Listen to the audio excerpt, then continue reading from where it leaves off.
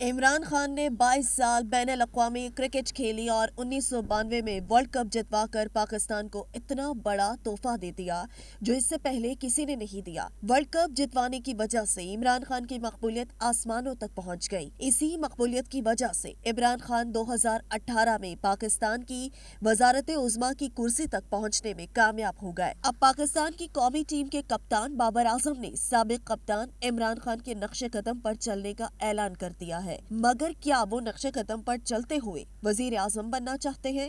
بالکل نہیں، بلکہ ان کے ارادے کچھ اور ہیں۔ ان کے ارادے وہی ہیں جو ارجنٹائن کے فٹ بال ٹیم کے میسی کے تھے۔ میسی نے فٹ بال ورلڈ کپ سے پہلے کئی بار خواہش کا اظہار کیا کہ وہ اپنے ملک کو تیسری بار ورلڈ چیمپئن بنانا چاہتے ہیں۔ 2023 میں کرکٹ ورلڈ کپ ہونے جا رہا ہے، تو اب بابر اعظم نے بھی اعلان کیا ہے کہ وہ عمران خان کے نقش قدم پر چلتے ہوئے پاکستان کو دوسری بار ورلڈ کپ جتوانا چاہتے ہیں۔